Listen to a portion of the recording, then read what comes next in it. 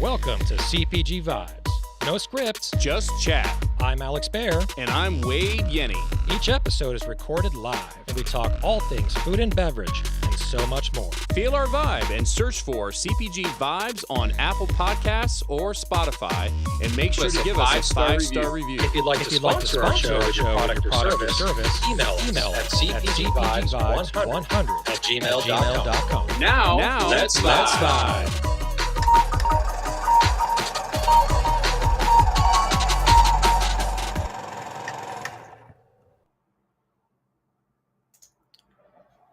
All right, welcome to episode 130 of CPG Vibes. Hope everyone is doing well on this fine Friday.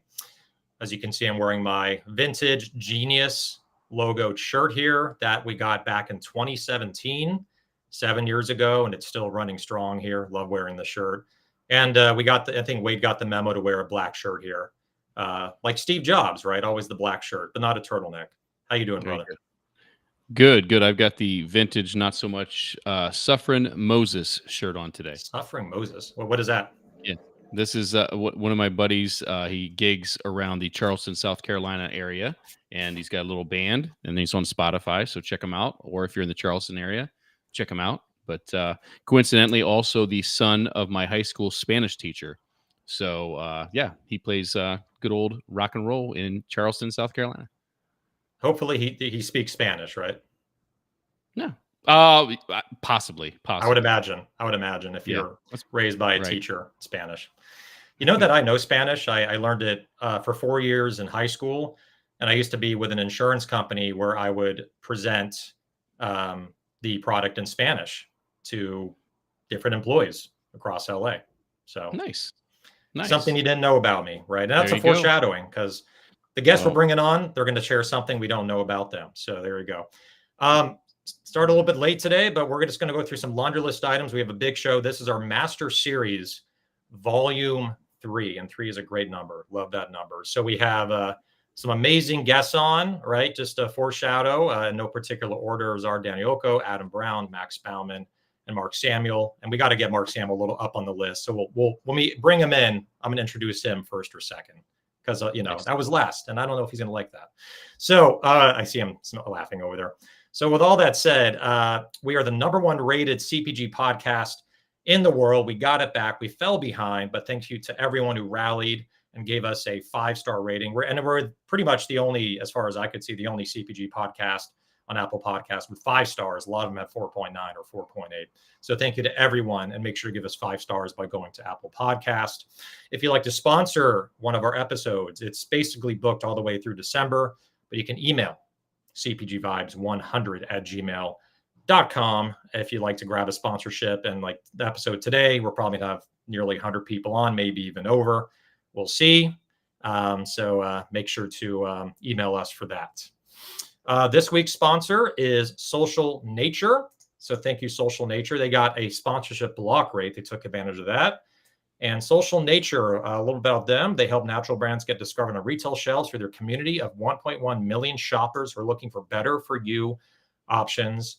Entering into a new retailer is hard. It's harder when you're in 500 random stores. Get the customers your product in their hands. If that was totally grammatically incorrect, but you know what I mean. Get your product in the customer's hands is what I meant.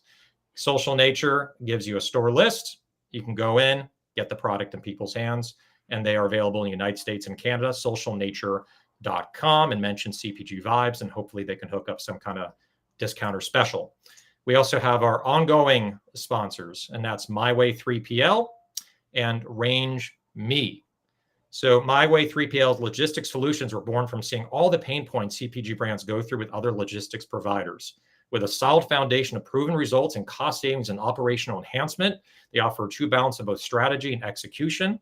Partner with My Way 3PL to streamline your logistics and scale from small to large or large to even larger. myway3pl.com/CPG Vibes. Your landing page is up. It is working. So make sure to go there. And they offer your first pallet for 1 month free by signing up with them. And then Wade, you know these guys well, better than I do. You visited one of their facilities. Pretty impressive, but I love how they work with small brands that are just starting up, all the way to mature brands that are doing over 100 million in revenue. So I love their flexibility and their customer service. Great guys, great service. Check them out. And we have our second sponsor, Range Me.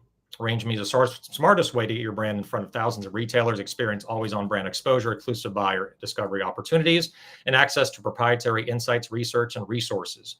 With over 15,000 buyers, that's 15,000 with 3 zeros. Range Me ensures continuous exposure to retail buyers from top retailers like Target, Albertsons, Whole Foods, Sprouts, Publix, Kroger, Costco, Wegmans, H-E-B, Food Line, Giant Foods, Fresh Market, and many, many more. Let's see what else. They also have ECRM category sessions, live in person. That's Joe Tarnowski's area. And they have curated face-to-face meetings ready to elevate your brand and build your distribution. Visit rangeme.com/CPG vibes to explore membership options and save up to 30% on their premium pro subscriptions. Again, rangeme.com/CPG vibes, or there's a QR code in the bottom right corner. So, Alex, we should mention too, outside of our sponsors, that well, actually, it ties in with our sponsors. If you're new to the show, it's been a while since you tuned in, or just to remind everyone, at some point during the show, we're going to be talking about something that will become a question at the end of the show, and that's how you win this week's prize. And this week's prize, you're going to get a double whammy from both Social Nature and one of our guests, who we'll talk about at some point. But pay attention, take notes if you need to, but we're going to mention something during the show that will be a question later, and that's how you're going to win the prize. So stay tuned. Definitely. And I got to call this out before we bring them on, that there was some kind of humorous banter going back and forth on LinkedIn where the image, right, of the Master Series and the lineup, Mark was like, man, why are my ears so big? And then that created this entire back and forth with everyone. And I guess our design team at CPG Vibes just did kind of a caricature version of Mark. I mean, they didn't make him look any more buff, but he's already buff enough. But they did make his ears pretty big, which makes sense because he loves to listen, right? Like Buddha, right? That's a good comparison. All right, so I just put Mark on the same level as Buddha. Look at that, groundbreaking.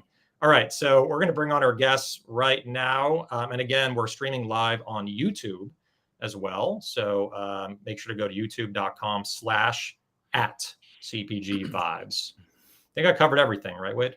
Nailed it. And you covered it too. Both nailed it. All right, so without further ado, we're going to bring on, and again, because we mentioned him fourth in our first mentioning, we're going to mention him first. So we have Mark Samuel. He's the CEO and founder of I Want Organics. We have Max Bauman. He is the CEO and founder of Base Makers.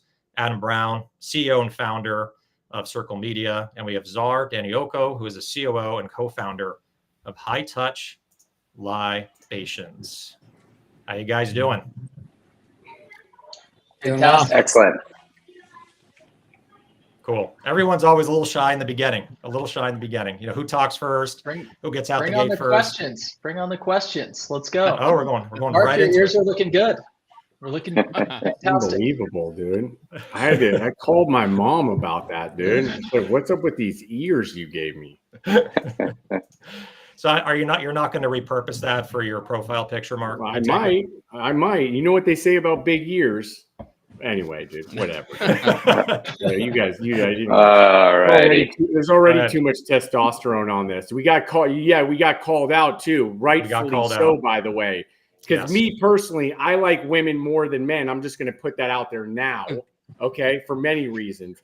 There needs to be a little mix in here because there's a lot with Adam on this thing. The testosterone is already at max, right? And then with him in here, it's a little out of whack. But anyway, that's for a separate episode.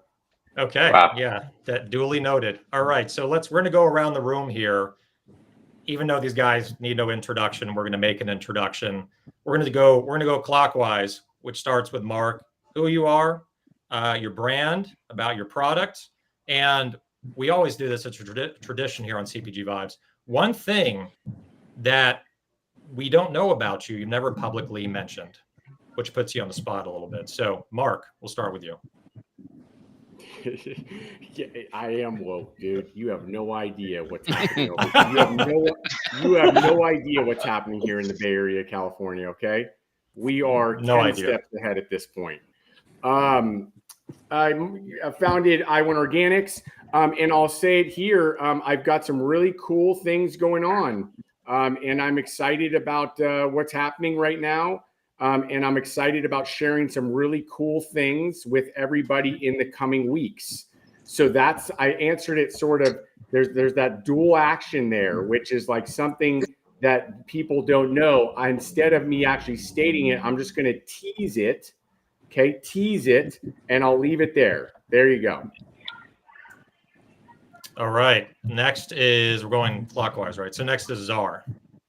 How's it going? It's going well. Thanks, Alex. I'm Czar Danielkov, founder of High Touch Libations, and happy to be on the show. And one thing that you might not know about me is I wasn't born in America. I was born in the Philippines. I was born in Manila, and didn't speak any English when I came here when I was 5. That's why I don't shut up now. But makes perfect sense, and you have no accent whatsoever, so it's interesting. I would have never known. It's very hard to bury that. Yes, it's working. It's working.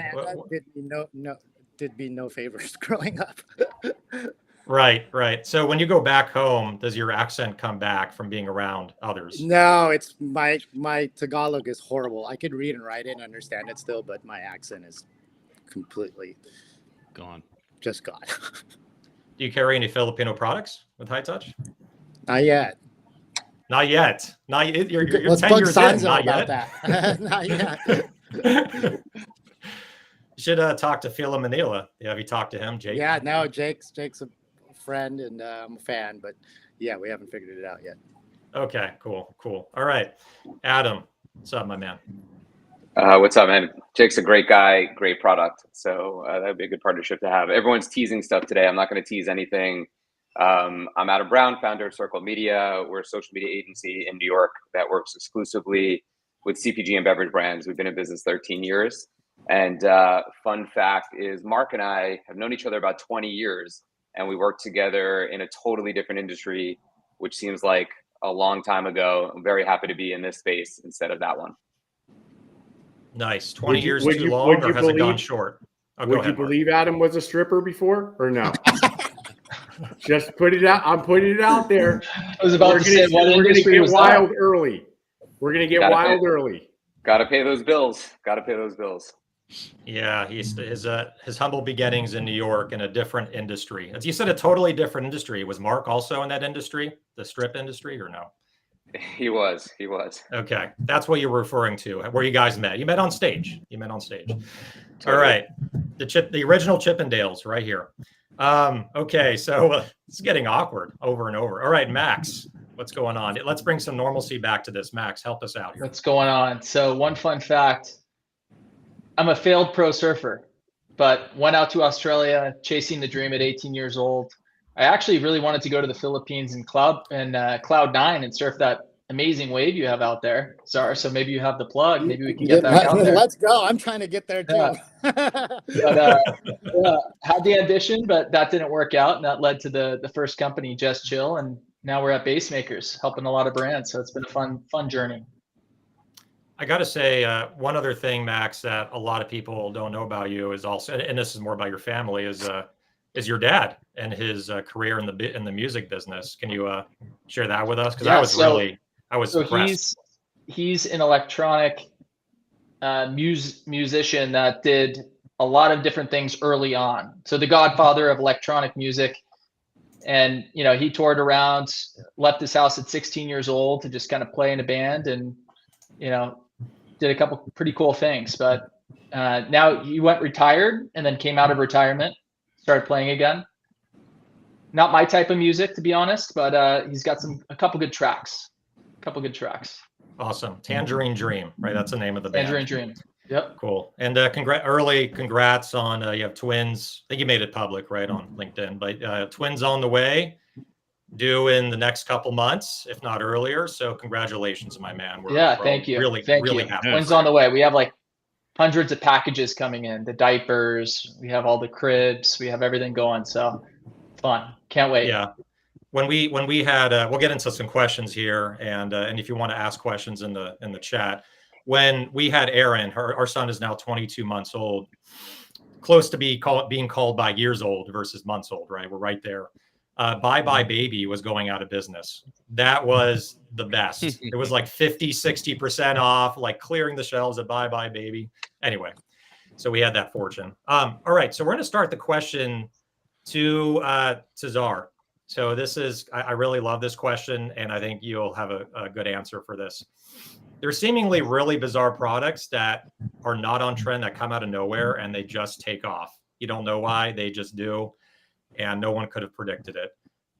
What can you contribute this to? Is it luck? Is it hard work? Is it the team? Is it everything? Tell us more of your thoughts, because you've seen a lot of brands come across your desk with high touch. Man, that's a good question. I think that's the $1 million question, Alex. I think it's timing has a lot to do with the success of a brand. And I think social media, timing, and what's going on in current events help shape the opportunity for a brand. And you can think of many things like COVID comes up to mind. Obviously, that gave birth. I mean, we had just launched Vive ginger shots, immunity boost shots, like right before COVID, and I could tell you, we didn't know that product was going to do well at all. Like, I mean, like the months leading up to it, it was just another brand I was reviewing, and we got locked and loaded before COVID, and when COVID hit, I remember like being in stores when nobody was in the stores, and like with carts full of ginger immunity boost shots. And I remember customers at like Whole Foods like taking them from my cart and like fighting over them. And I felt like a mobile pharmacy. So I think it just set that brand up for success. And they ended up getting acquired by Suja. And so that's one example I can think of where you kind of just don't see it. But I think current events, things that are happening around the world or in your local market where the brand's born, and things that are buzzing on social media, right? Like I mean, we got Adam on the phone here, I mean, online here. I mean, I think that has a lot of effect of getting people all thinking about an ingredient or a function, or it could be something as simple as like commercials, right? Like Super Bowl commercials. So yeah, that's my answer. Good stuff. Simple and expensive. Yeah, and I'm going to pivot to both Max and Adam, and you guys can arm wrestle. On my screen, you're side by side, so arm wrestle who answers first. But as service providers right now, and this, we talked a little bit about, Alex did, Czar alluded to it a little bit. Right now, temperatures in the industry are all over the place, right? Money's drying up. As service providers, what service are most brands coming to you for right now? I mean, Adam, obviously marketing, but is there a play in what you're doing that people are asking for? And Max, again, same question for you. As a service provider, and you're all over the place, what you provide, what are people asking for? What are they looking for with their business right now? Max, you want to take it, or you want me to go in? Yeah, I can start out. So I would say the two single things that I get all the time from brands: how do I raise money? And everyone on the call knows right now is like more of a difficult period. There's like, great periods, difficult periods. But how do I raise money, and how do I get into retail and succeed in retail? And that kind of goes into what Adam's doing on the marketing side, what I'm doing on the merchandising side, and our new services, what we're doing with getting brands on the shelf. But I would say, how do I get on the shelf? How do I succeed on the shelf? And then how do I raise money so I can keep going? Yeah, and I'll riff on that. We work really nicely when brands are flush and when things are tight. When they're flush, they're investing and they want a partner to come in 10x. And we're really good at that because we bring a lot of firepower for the price point of one employee. And then conversely, when they go lean and they get rid of some bloated FTE overhead, a lot of times it's like, wow, we can actually like cut these 4 people, bring on Circle, and go lean and still get quite a bit of execution with much less overhead and no payroll taxes, no benefits, just like a true outsourced number. We actually aren't as strong in the middle, where brands are like in between and like not really figuring out what to do, and they get a little bit cocky. So like almost like a broker, we look for highs and lows, and that usually means a lot of opportunity. So really right now, we're seeing quite a bit of opportunity, and there's quite a bit of talent on the market because a lot of people have been let go into the market, and as they recalibrate, our outsourced services become really attractive. Yep. I have a question to Mark. And I got to ask this tactfully because we have service providers, right, that are in this room here. Is brand owners either decide we want to keep it in-house and do it ourselves, or outsource and hire a service provider partner? Like, what is your kind of outlook on that, Mark? Like, how much do you want to keep in-house and for how long? And as your brand grows, do you want to outsource it? Or like, what is kind of your strategy on outsourcing versus keeping things in-house? Adam's so nervous right now. I know. Especially since he just did like a 3-minute circle pitch. Disgusting. It's disgusting what I have to deal with. It's not even in this video. It's offline too. I've got messages, pitching services. What's going on right now? Anyway, I'll answer that. It's a good question, and I think it's an evergreen question because even just speaking of Adam, he hears it all the time, right? Like, why is it good to go with a service like this? And the way it's explained, of course, is because you don't have to deal with, the hire, right? And what happens with the hire, and maybe there's a couple folks within your organization that handles all of that maybe, let's say, somebody like Adam's services are providing. So there's the come and go of an employee. There's dealing with, let's say, an employee, which sometimes is fantastic and sometimes isn't. And oftentimes it does pay for itself when you move to a service provider. You could get it at a lower cost all in and get the same, if not better, because they truly do specialize. So here's a little pitch for Adam. You can pay me later. They specialize in it. Like, I know Adam personally, so it's a little easy for me to do it. But even for Max, somebody who specializes in the services that they provide, they're constantly in the know of what's happening in that particular channel. So, and there's a lot moving. There's a lot that's going on in those particular channels, especially when you talk about digital advertising today, social media today. It's always changing. So if you have somebody who's constantly in the know, you don't need to educate them. You don't need to bring them up to speed. In fact, they're bringing you up to speed. So I always say it's to each their own, though, because at the flip side, and I'll leave it at, I do like having people in-house. I think if you're a really great manager, I think if you're a great operator, you have the ability to bring on somebody and create that team atmosphere that goes a long way. And so you could still do all those things I just described, except they're sitting right next to you. It doesn't matter if they're, in their house or whatever, but they're sitting right next to you. They know you and they're growing with you. So there's a lot to be said about the benefits of that too. So that's my answer. Excellent. Yeah. Excellent. And I want to add one thing on to that too, is that like what I'm seeing, like when I first started, again, this could be accurate, maybe not accurate, is a lot of brands that were larger, at least 10 years ago, they kept it in-house as they got, like they took it back, right? As they got bigger, like they started outsourcing to save money and to not put a strain on operations and having to manage all these different people. And then they get large enough, right? And they hit a threshold and they're like, okay, now we can take it back in, kind of like manufacturing, take your manufacturing back in versus going to a co-packer. But in the last like 4 or 5 years, I'm noticing larger and larger brands that are continuing with outsourcing, continuing going with partners that are the right partners, right? It has to be the right partner and seasoned partners like Max's company, like Adam's company, where they're going to take care of you, treat you like they're on your team versus just an outsourced regular partner.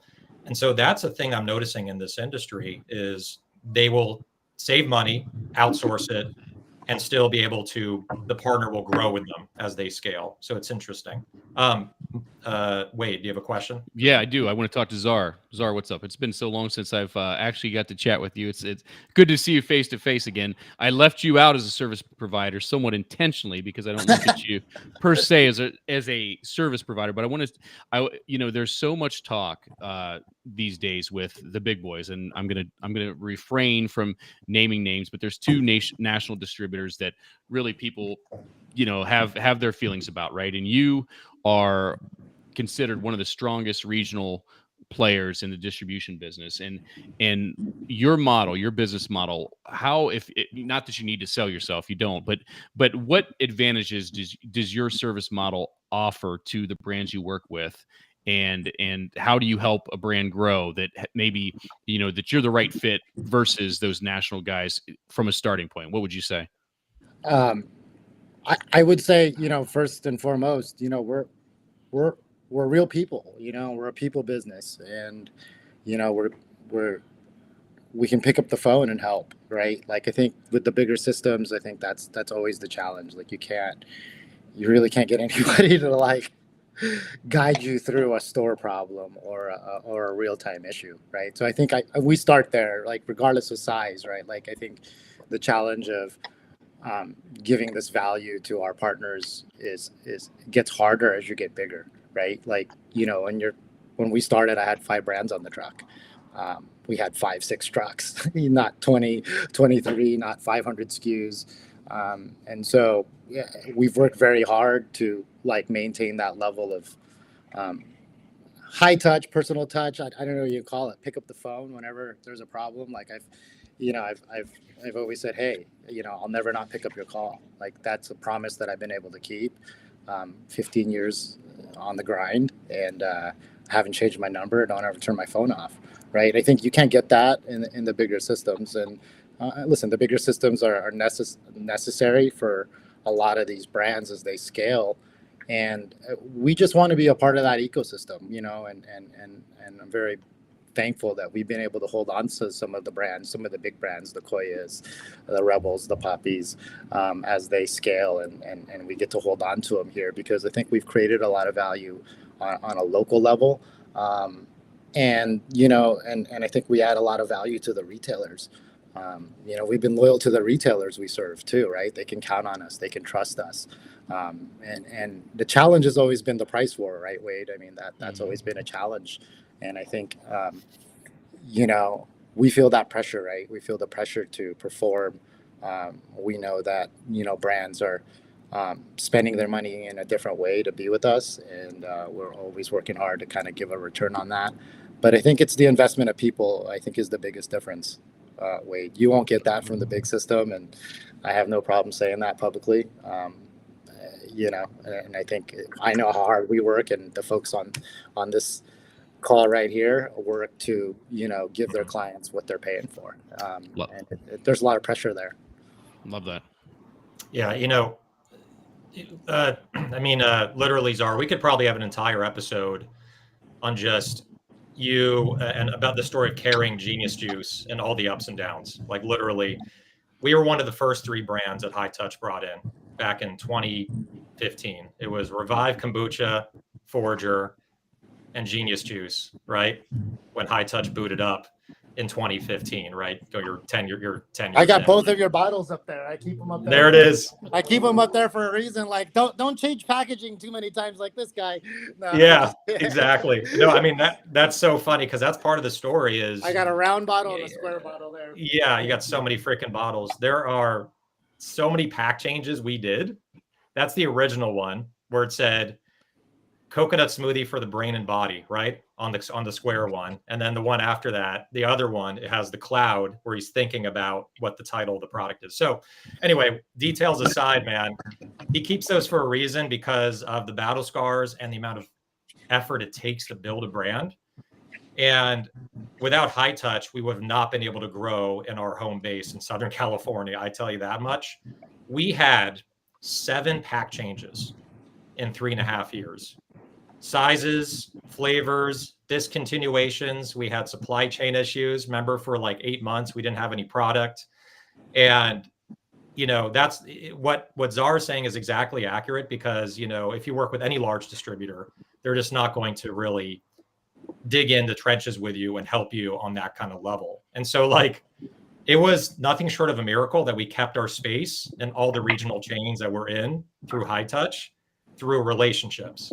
And I think that's one thing that is really key with High Touch, and just in general, relationship driven. The buyers, you present products to them, and they trust whatever you pick. And again, Czar's being humble, But like you're the first in SoCal, at least to my knowledge, to carry like the Sujas of the world, right? And some of these kombuchas and these cutting edge products. So yeah, you really took care of us. And advice to all CPG founders, really try to not change your pack size and your barcode, because it's a freaking nightmare to don't change your barcode. Yeah, don't change your barcode. Don't change that. Don't touch that. If you want to piss off a buyer and make their eyes twitch, mention barcode change. So Alex, I was going to say, I think we have to touch on sponsors, but there's a great question in the chat for the service providers that I wanted to hit Max and Adam with. But do you want to touch on the sponsors first, and we'll go to the question? Yes, we'll go sponsors question. Then I have something I want to ask Max here. He's been waiting patiently, dreaming of these of waves and surfing. Yes, and his twins as well. All right, so our sponsors, we have our weekly sponsor, which is Social Nature. You can go to socialnature.com, and a little bit about them. They help natural brands get discovered on retail shelves through their community of 1.1 million shoppers who are looking for better food options. Entering into a new retailer is very hard, even harder today. And it's even harder when you have 500 stores, random locations that you're going into, whether it's a Vons, whether it's a Publix, whether it's a Target. So with their service, they'll drive in-store velocity at these key retail accounts for you, primarily in the United States and Canada. And they really help customers by getting your product in their hands so they can try it. They drive trial, and that way they can try it, go into the store, and then buy the product. And there's a lot of ROI, long-term ROI, especially with that. And they are giving away a prize, which is a category review insights package from Social Nature with retailer-specific focus groups of 150 shoppers. So if you have a product you're coming out with or a new SKU, I'm sure, Mark has new SKUs coming out, right? To Whole Foods nationally. So that would be a good example. You want to test it out. You want to see what people think in the stores, right? So for all those reasons, go to Social Nature and they can help you. And then our ongoing sponsors are My Way 3PL. They do logistics, operations, and solutions for a low cost, and they can help even small brands that are just starting up to large brands.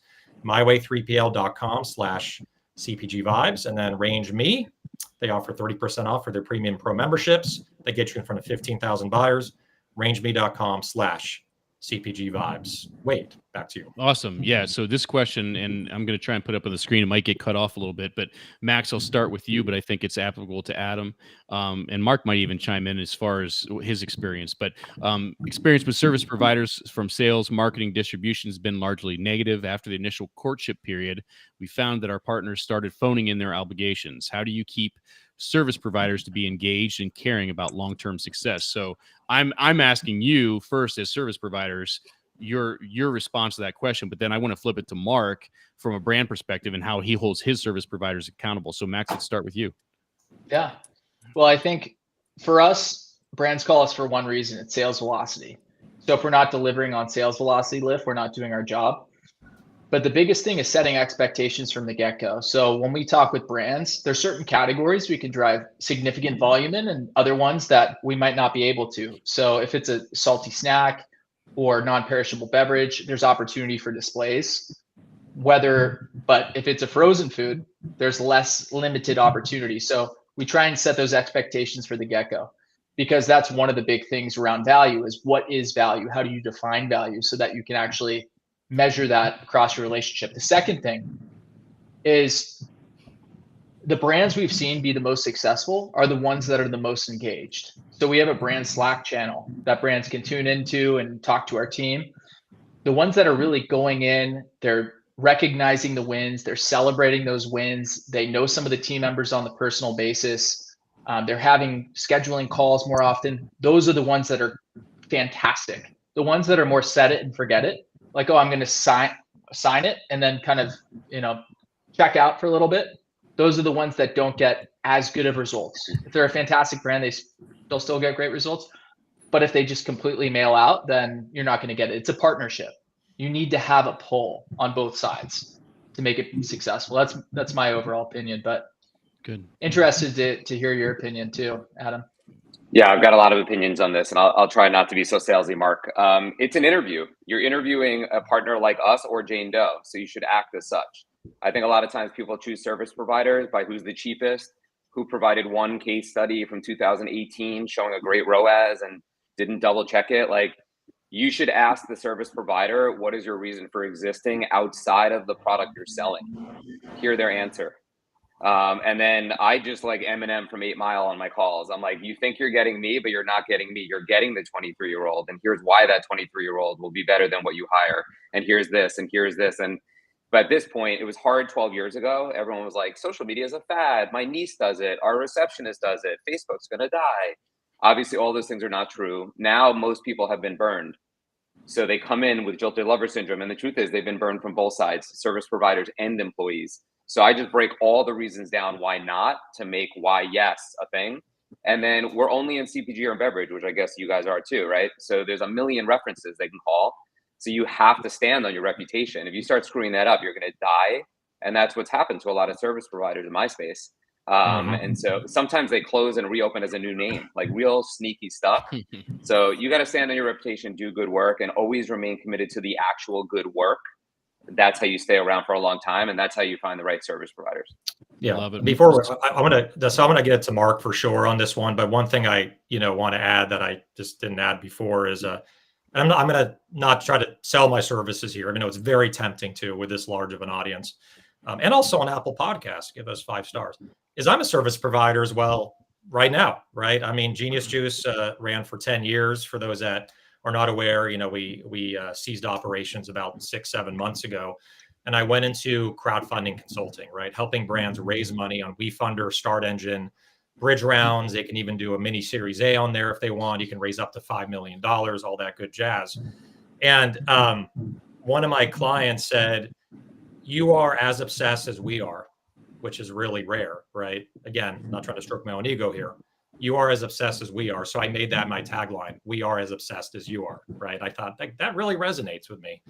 And my goal is, I have 2 goals. One goal is to help them raise as much money as possible. Number 2 is to exceed their expectations, where they are so blown away, they cannot help but refer me business. And as you know, Adam or Max, like when you get a warm referral from an email, like, hey, Basemakers kicked ass, Circle Media kicked ass, High Touch kicked ass, you should definitely talk to them. They did wonders for our brand. They are probably 50% more likely to sign with you based on a trusted friend of theirs recommending you. So blowing them away with the best service ever, where they're like surprised you're answering an email at 11 o'clock at night. It's hustle culture, but sometimes you got to do it. Really pays dividends. Mark, we're going to flip it over. Yeah, I was going to say, and real quick, because I'm going to put a spin on it for Mark as well. But sure. I'm now also in the service provider industry. Yeah, my role. I was going to leave that. But I would say, and Mark is too, by the way, with lifting with David and all that stuff. So, my short career in the service, in the service side of things, what I would say is unsolicited feedback. Recommendations from clients is the golden, right? I mean, when you have people referring your brand, in my case, V-Driven, to other people that you say, hey, I'm looking for this, it's just golden. But so Mark, you've been doing this a long time, and you've done the sales side, and you've been pitched. How are you? And I know you have publicly talked so many times about how lean and mean you are on your side of the business. So I know, without a shadow of a doubt, when you hire someone on a service side, you're in it, right? And so how are you holding those people accountable? How are you doing the homework ahead? And then once you sign off on it, how do you keep the guardrails up and stay in the lane? 2 items. One is, somebody asked earlier, by the way, about Rainforest. They're awesome. Good people over there. Omri, that's out east, northeast, Omri and Jimmy and Ulysses and all them. So parking that for a second. You got to cross your T's with financials and stuff. Make sure it makes sense. There you go. This is going to be weird, because this is how my brain works. I remember when the girlfriend back in the day, dumped you. Okay. This might be a personal thing for me. Because you weren't there emotionally, right? You didn't show up. You didn't show up there, right? You didn't meet in the middle. It's like that. It's like any relationship you have. And there's a lot of, going to what Max had said, which is really to the core of it. I think that piece is missing from those that end up hiring service-related companies, is they think that they can sign them up and things just happen. And I'll tell you, it's why the most successful companies are ones that are operated by those with energy. It's like I mean, Max and Adam probably see it all day long. So all these guys do. They know when they talk to a brand and or an operator whether or not they're going to make it or not. They might go off the rails for one reason or another. The product might suck and all that, but they know when they talk to somebody whether or not they're a player or not. So it's a man or woman who has energy and they're going into the relationship. And they're not just starting it off with that, they're going to continue with it. And here's why. Because when you hand off the reins to somebody and expect them to do something, you got to constantly be engaging with them. You got to constantly be motivating them. It's like any sales hire that you ever make. If you don't have the ability to recreate energy every single day, and make sure that they're doing the things that they're supposed to do, then you are going to ultimately fail. And that is how every single one of these service-related relationships need to be handled. Here's the last piece. Never forget that we are human. People either like you or they don't. And I'm telling you now, those that like you, they always do more for you. It's just human nature.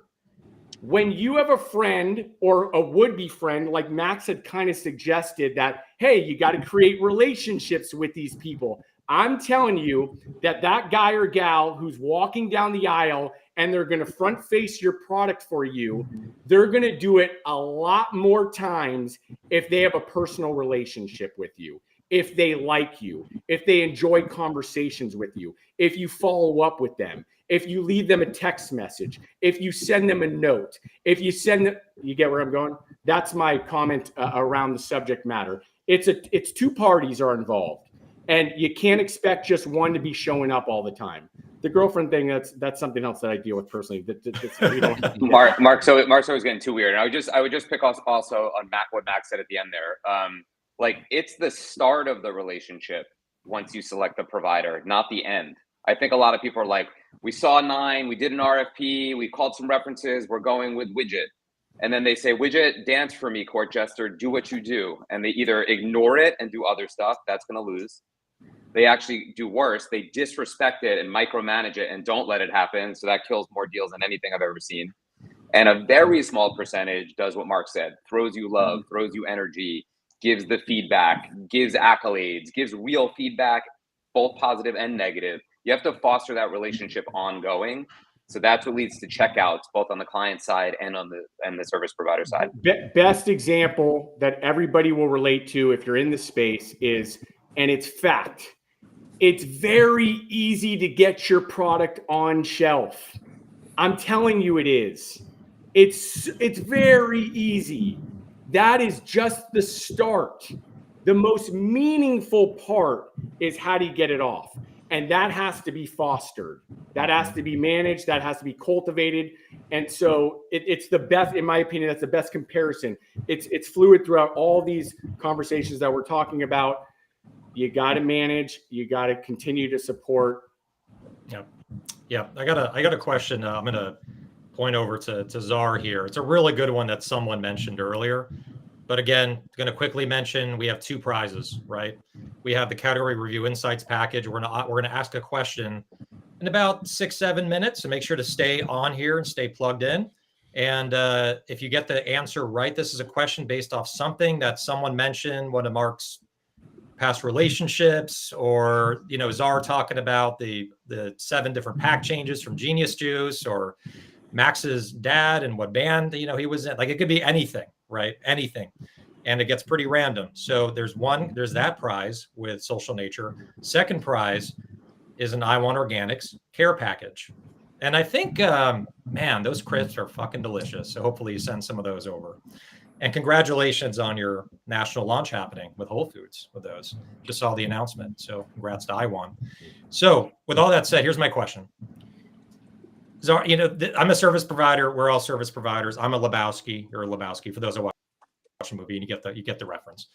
When you have a brand that sits down with you that you just feel is not going to make it, it happens, right? You're like, it's not going to make it. I don't know about this.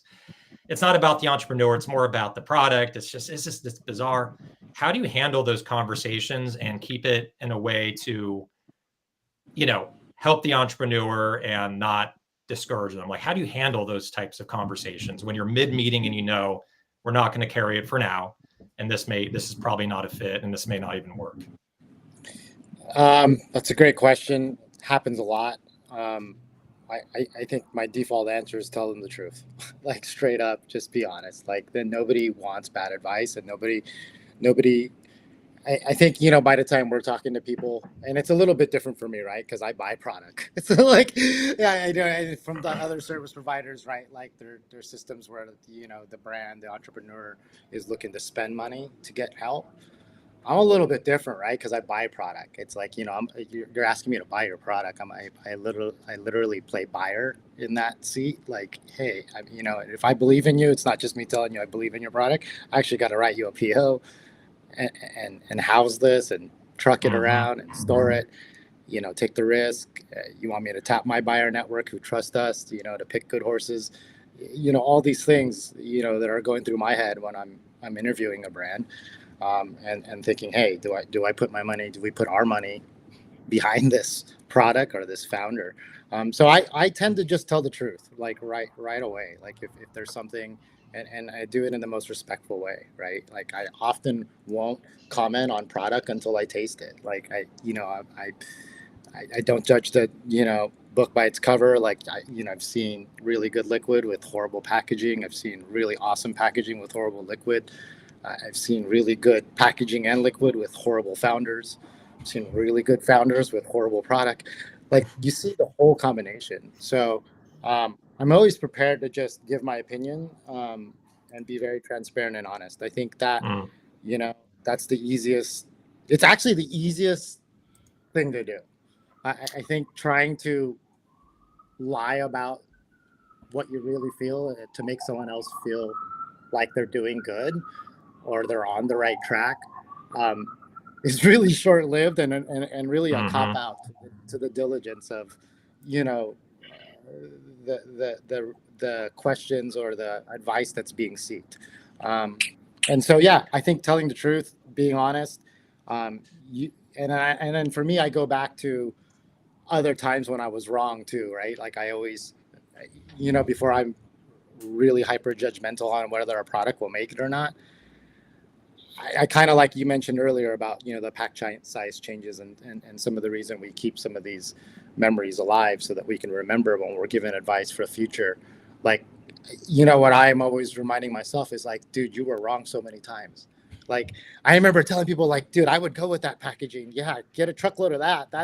That's like Palm Wonderful, that little sexy, weird looking bottle. People are going to see that. It's going to stand out. And then, get it on shelf. No one buys it. People are calling it little grenades. Like, and right. It's just like, right. I think I know what brand you're referring to.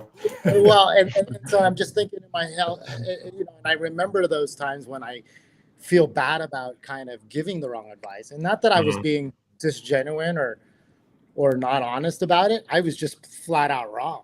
Like, like we don't have magic wand here. Like we don't know if it's going to be successful or not. We have the longer you do it, the more experience you have, the higher probability you're going to get those guesses right, though. You start to throw tighter darts after doing this long enough. And so you can kind of see the consistency between the brands that make it. And if I had to say one consistent thing with the brands that had made it, that I've experienced, is it really is mostly about the founder. It's rarely about the product. I hate to say it. I would say it's mostly about the founder. I see Mark like he's itching to respond to that. I couldn't hear, and I couldn't hear it first. He found it, and I'm sure you would admit, and well capitalized. Yeah, well, I think there's a disconnect there. You can't. You got to support the brand. You got to support the product. It doesn't just sit on shelf and it flies off. It just doesn't work like that. And you can't go to an Adam and we're gonna hire you and 60 days goes by, and then or Max like, hey, can you make sure that we're getting some off shelves over there in Southern California? And he then 60 days goes by, we're really, it doesn't work, unfortunately. So I know we're tight on time, but I want to ask Max and Adam one more thing. When you think about a brand has come to you at a point when they're, I won't say they're on the downward, right? Or they're struggling, and they look at you and you're their Hail Mary. How do you respond to that? How do you, we all know we're not miracle workers here, but how do you handle when a client comes to you and says, right? It's kind of piggybacking off what Czar said. That maybe they're not in a good position. Is it push a reset button? Are you truthful and say, hey, I don't know that I'm going to be able to do what you need? How do you react to that situation, or what's your approach? I would say these days I will back out. I want to get a really good understanding of where they're at as a business. Are they on offense or defense? How are they thinking about it? Recent hires or fires? Like, I get real into it really early, and I'll pivot. I always give the full 30 minutes. So if in 5 minutes I figure out that it's dead, I flip it around and I give them my opinion as if I was a co-founder. So I'm like, I am the wrong person to hire. What you need to do is X, Y, Z, or go out of business or sell your assets. Like, I'll get really weird with them. That's just from industry expertise. If it's positioned that way, it's going to fail for us. So I just almost don't want to go down it selfishly, and then selflessly, I don't want to burn their last cash and have it go that way. So I'll be pretty clear with them up front that I don't think it's going to work if that's their energy. I will say though that I've had like $100 million brands come to me and say, you're our last bet. We're cutting OTT. We're not doing television. We're not doing anything. And I'll go, well, what do you have? And we have a measly $4 million. And I'm like, $4 million is like as much as advertising as like 70 clients might have that are, anywhere from 3 to 10 million in revenue. I'm like, we'll make $4 million work just fine. So if it's in that case, that's a great time to invest in us because we can get scrappy with those dollars instead of like wasting it on television. But for the most part, to the spirit of your question, I will try to pass as soon as I can. He also charges double when he hears that, just so you know. I actually do want to give Adam one little credit, though, because this is good for anybody to hear that he is good at. I don't even know why I keep giving him so much love here. Adam I've known him, like he said, I've known him for much longer than CPG. Adam is very good at maintaining relationships. It's actually one of his core strengths, in my opinion. This is good for anybody to understand and take with them. I'm sure Max is really good too, with that face. I can only imagine. It doesn't matter what it is or how it goes down. Adam will give that advice for free. What that does is that keeps that connection strong for later, because you never know what happens later. The second piece to that one is, even when Adam has somebody cut him or he has to cut them for any reason, he maintains a really strong relationship with them. For, again, what I had said before, which is you never know what happens. And also the industry is very small. And those people oftentimes come back or they refer business. I'm using Adam as a figurehead. It's just something just to note. Communicate well and do right by folks as often as you can, and good things happen. Great. All right, Max, that question, Max, and I know we're short on time, but I got to let Max answer it. There's that question, and also there's one more on the comments that you can also, if we have time, you can answer. All right. Well, I'll loop both these in. So the beauty of what we do is we work with 300 different brands. So we've had a lot of different trial and error, seeing what works, what doesn't work, and looping it back to the data. The single most important thing, and this is similar to what you said for the Hail Mary attempt, the product has to be right. It has to be an order of magnitude better than what's on the shelf. So what does that mean? Packaging, does it stand out? Can the consumer understand? Price, is it in line with the value? Product, when you try it, are they going to come back? So if those things are right, then when you come to us, we can put gasoline on the fire and really make it go. What does that look like for retail execution? Availability, the single biggest thing, and Wade, you can probably attest to this too. I hosted the buyers panel and I had HEB on there. I had the director of emerging brands for 7-Eleven on there, Whole Foods on there. And I asked all the buyers, I said, what's the number one reason why you discontinue products? And they said, out of stocks, and they said voids, and all those little things that I didn't even think about. I thought the first reason why is it's not a good product, but I think it all kind of goes together with having a good operation. Underneath that, it's about visibility. And there's certain strike zones where if you get, it's almost kind of like a blueprint. If you get a product in a certain spot and it's a certain category and it's a great product, it's like clockwork. And we see that all the time. We're doing that right now with Recess and HEB. They're going up through the roof. With Raw Organic, we've gotten them nationwide. They're going through the roof. Orabora Inc. 500 company, they're going through the roof. A lot of our brand partners, once they have that excellent product, our team goes, they get availability dialed in, they get visibility dialed in, and then they build really good store relationships. And that's where the momentum continues, and we get that fast growing nature. And then to Mark's point, you have to have fuel to put on the fire in the first place. You need to have funding. Otherwise, you can't get going. And that could lead to the out of stocks or misproductions. That could lead to not being able to invest in services that can really take it off to the next level. So it's all full circle there. Good deal. Good deal. And did you want to touch on this question regarding getting snacks off the shelf? Getting snacks off the shelf. Yeah. Can we hear some key points to get snacks flying off the shelf from Imre Schwartz? So getting snacks flying off the shelf. So assuming your product's good, I would say for snacks, you have a few options. It's getting the chip clips, and there's multiple different points that you can get. So imagine you're in a grocery store working with the deli. Let's get some chip clips up there. Let's get shippers in different areas of the store. And one of the things that I love is looking at end caps. And let's say if your product's a smaller product, working with a retailer on trying to get a split end cap display. And that comes down to being on promo at the right time, because this category management works. They're not going to allocate that placement unless you have a value for their consumer on price. So those are couple different things for snacks. Also getting Wonder Woman to invest in your brand and have millions of dollars behind it. That helps as well. I'm holding up Goodles for those that are not 100%. Watching. But you know what? I've actually seen celebrity. This would actually be a good conversation maybe for the next one to bring on some different people, because I've actually seen celebrity endorsements go wrong. And it comes back to that point, Mark, that you were just reiterating on about partnership and engagement. And if you look at actually The Rock, he's going into the Walmart meetings. He's like engaged. And that's why you see a lot of his brands work out in a bigger way than brands that, hey, you can use my name, but I'm just going to stand back here. I'll throw you a check.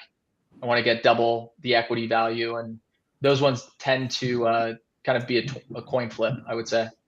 Yep, 100%. All right, so we're going to go to just a quick mention. There's a lot of great tidbits here, nuggets here that number one, I'm glad it's recorded. Number two, you can rewatch it with the same link on LinkedIn. If you do not want to see our beautiful faces, then you can also listen to it on Apple Podcasts, especially Max. He's got the most beautiful face here out of all of us here. By a mile. Right, Mark? By a mile. It's unbelievable. It's unbelievable. So I can't imagine what your kids are going to look like, you know? So with all that said, our sponsor for this week is Social Nature. They help natural brands get discovered on retail shelves through their community of 1.1 million shoppers who are looking for better, fewer options. Socialnature.com. Entering into a new retailer is hard, even harder when it's 500 random store locations. It will get your product into customers' hands for trial. So they will go back in and they will buy it once they try it. They operate in the United States and also Canada. And they're giving away a prize. We're about to ask the question. Category Review Insights package from Social Nature includes a retailer-specific focus group of 150 shoppers, 10 custom pre- and post-trial questions, and product review ratings. These insights can provide consumer validation that the product deserves to be on the retailer's shelves. And it's great for buyer meetings. You can share this data in a slide deck in a buyer meeting. There you go. And then the second prize is going to be, Mark, name it, a care package. What's going to be in that care package? I'll give a couple cases of mixed snacks. Okay. And can I say it? I'll do it right now. I'll send them a Feel Good cold plunge on me. That's separate, but it'll be on me. Wow. Let's do it. Generous.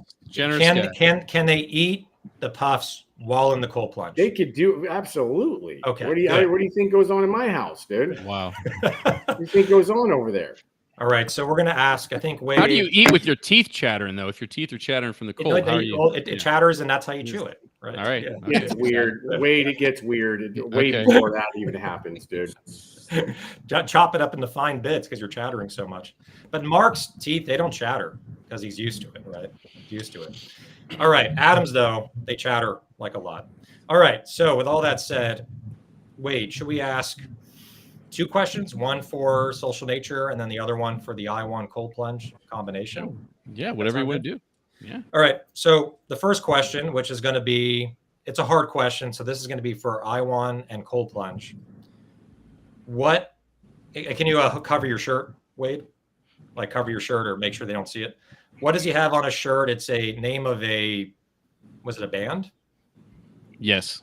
Okay. What band is on Wade's shirt? That's really tough because you had to be here like in the very beginning when all hell broke loose in this special edition episode. We were random for the first 20 minutes. So if you're lucky enough to be there, what is on Wade's shirt? It's a band to win the I1 Organics package, launching nationally in Whole Foods, by the way, and the cold plunge launching locally online in Mark's backyard. Let's see who gets that one. All right, so we need to go through while we're waiting for these to come up. We'll start with Matt. We got one? Matt? And he gets to bring the snacks to the High Touch office. How cool is that? Matt Antonacci, he is with High Touch. He is their chief financial officer. That's his title, right, Czar? It could be. Could be. All right. We'll decide. Congratulations. I think Matt got it, right? Yeah. I don't see anyone else before him. All right. So congratulations. And then second question, Wade. Oh, I was going to get everybody to plug themselves one time before we went. So we have a second question. This is, oh my gosh, this is a lot. This is for the Social Nature, the category review insights package, socialnature.com. Wow. What do we want to do here? I don't know if I have one. Okay, this one's an easy. Okay, what is the name of Max's dad's band? Nice. All right. Well, we're waiting for that. I was going to say, Max, plug as we go around. Thanks for your time today, everybody. We'll go around and let everybody give a plug for themselves, their company. Max, you're up. Yeah. So the biggest plug I would say right now is we just launched brokerage. So if you're looking to get into nationwide natural specialty, we have that up and running, and then conventional next year. So wanted to tap into those emerging brands. Excellent. Adam. Dan got it. Yep. Yeah, it looks like people got the answer there. So again, Adam Brown, Circle Media, Circle with an S. We're at Circle Media on all social, and I spend most of my day on LinkedIn. So it's Adam Brown, the avatar with the red background. You'll find me. Hit me up. Love it. Czar. You can reach me at czar at itouchdsd.com if you're looking for any distribution help or needs in Southern California, Nevada, Arizona. Hit us up. Also, website is hightouchdsd.com. And you're you launched into more conventional too, right? We're in Albertsons. We're about to launch into Gelson's and talking to CVS, Walmart, Sprouts. Excellent. Awesome. Excellent. Last but not least, Mark. Mark Samuel, I1 Organics. And yeah, you could find me on LinkedIn hanging out. I got to say one thing, Wade, that all these guys, and I'm using the effort, they work so fucking hard. All these guys, like, they work so hard, whether it's on their business. Also, they work hard in their personal lives as well, right? Their relationships, their kids. These are family guys, right? Not the cartoon show, by the way. Let's not mix those two up. And they're just hustlers. They're grinders, and they've been doing this for a long time. I think the collectiveness of all 6 of us and how long we've been in this business is 800 years. I mean, so I just want to commend each and every one of you from my heart to yours. You guys work hard. I acknowledge you for that. And that's why you're seeing all this success. So congrats, guys, on it all. Amen. Thanks for having us. Appreciate it. For having us. Thanks, guys. All right. So this episode has been sponsored by MyWay3PL and also Range Me. Make sure to go to rangeme.com/CPGvibes, myway3pl.com/CPGvibes for discounts and deals. And then next week, we're going back to, if only every week can be, it's exciting in a different way. But next week for episode 131, it's sponsored by Kiowa, which is Cognizant. I could use some of that.